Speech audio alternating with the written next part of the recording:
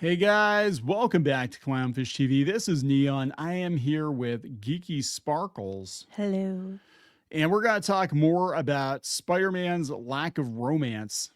And it's kind of crazy what flies and what doesn't fly at Marvel Comics anymore. And there's been a lot of back and forth with executive editor, I guess is the executive editor, Tom Brevoort, about Peter Parker and MJ getting back together, and he refuses to do it in the main line. But for some reason, he's totally cool with Rogue and Gambit still being a thing from the Well, 90s. So. yeah. I mean, I think Disney might be behind part of this, but Yeah, we'll talk about that because there were this a lot of people memory hold this, and this was a theory that we talked about in another video. It's just a theory. I don't know if it's true or not, but Disney had some very strict guidelines for Peter Parker in their character Bible. And people were mad because they're like, well, they can't make him black and they can't make him gay. So it's possible that part of that is they don't want him married with kids, and but we'll talk a little bit more about that later. I am going to point out though that for people not wanting Peter and MJ to be together for the umpteenth month in a row, Ultimate Spider-Man has outsold Amazing Spider-Man. Shocker. Imagine that. So yeah, clearly some people would like to see Peter Parker and MJ back together, just not Tom Brevoort for whatever reason.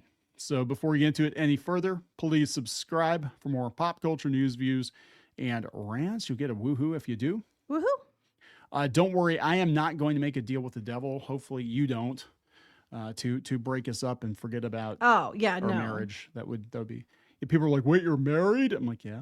Yeah, no. That's true. Newsflash. Don't want So- the radiation poisoning either from Oh my God.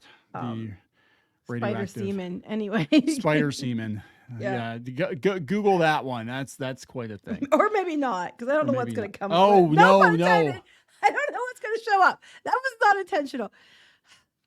Yeah, if you Google spider semen, I think you're gonna get an eyeful of something.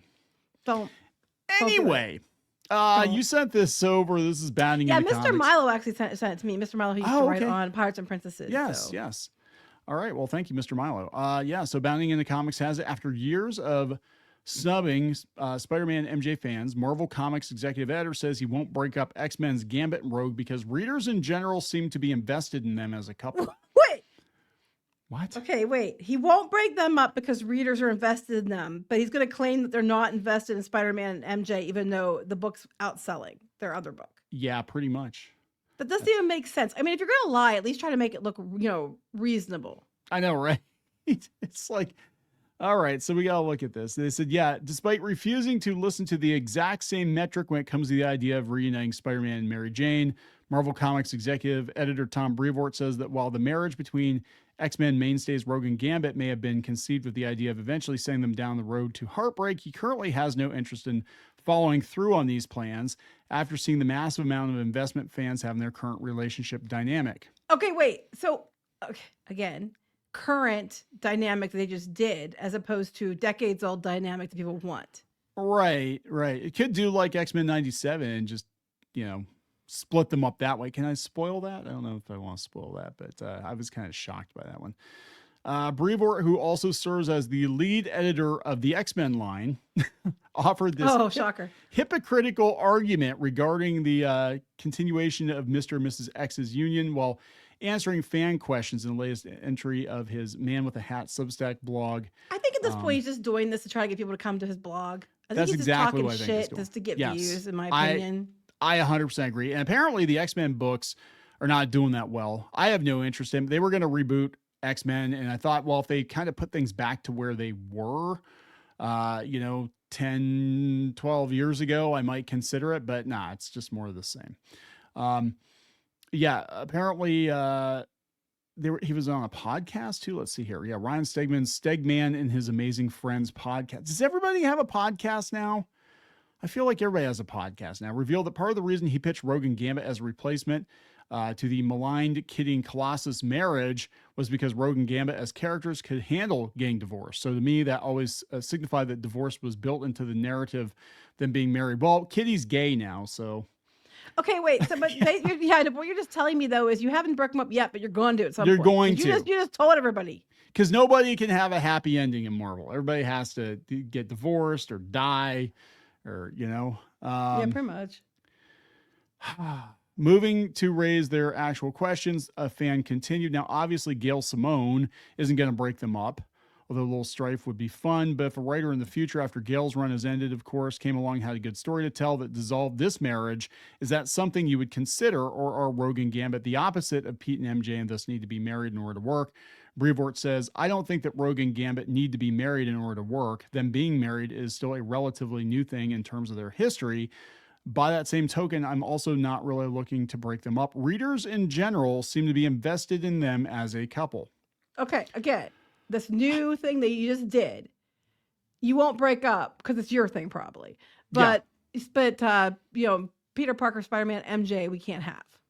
Again, let me point to the numbers. These are the March 2025 sales charts for comics. Top 50 comic books. Number 7 is Ultimate Spider-Man number 15. Number 11 is Amazing Spider-Man 70. One of these has Peter and MJ together, and one of them does not. Right. And where's X-Men on there with, underneath that even? X-Men, the first X-Men title is like number 14? 14, which is embarrassing. Oh, they have Wolverine.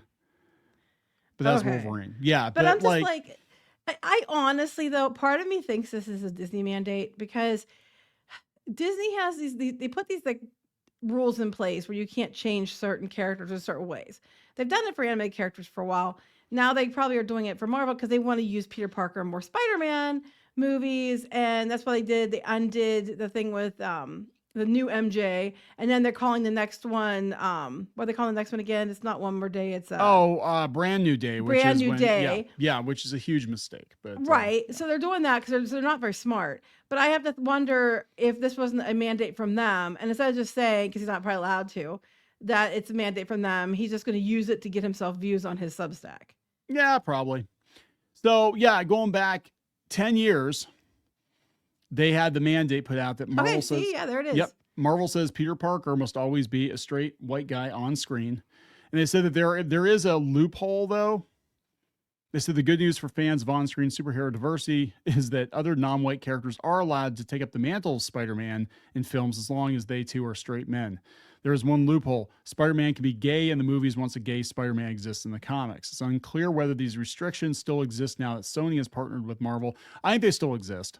Because they basically reverted Peter Parker to high school again. Okay, here's the thing. Marvel Comics, the way they are the last 10 years, they would have totally made him gay if he was allowed. They were allowed to. If they were allowed to, yeah. Yeah. Yep. So these are the mandatory Spider-Man character traits as of 10 years ago. Spider-Man, whether Peter Parker or an alternative Spider-Man character, must always... So here's where it's confusing, because there have been so many Spider-Persons, but they don't call them Spider-Man. Is this why Miles Morales is Miles Morales? It could be. Because technically he's a Spider-Man, but he's not the Spider-Man, because it actually would break these rules if he was. Because they actually said, I think he has to be a white dude too. Says male, he doesn't torture, he does not kill unless self-defense, does not use foul language beyond PG-13, doesn't smoke tobacco, doesn't sell drugs. This is the most boring Spider-Man ever. He doesn't drink. He does not have sex before the age of 16. He does not have sex with anyone under the age of 16. Oh, that's very, very, very specific. Okay. And he's definitely not a homosexual. Unless Marvel has portrayed that alter ego as a homosexual. Which they have not, because they're probably not allowed to. Here we go. This might explain why Miles Morales is Miles Morales. Are you allowed to say that? Depictions of Peter Parker or his Spider-Man alter ego must conform to the following character traits. His full name is Peter Benjamin Parker. He is Caucasian and heterosexual. His parents become absent from his life during childhood. From the time his parents become absent, he's raised by Aunt May and Uncle Ben in New York. He gains his powers while attending either middle school or college. He gains his powers from being bitten by a spider. He designs his first red and blue costume. Well, they kind of sort of broke that with the MCU. They kind of sort of broke the, Aunt May and Uncle Ben too, because in the new one it's Aunt May, but there's no Uncle Ben. Yeah. Well, was he ever in the picture? I don't think there ever was an Uncle Ben. They never mentioned it.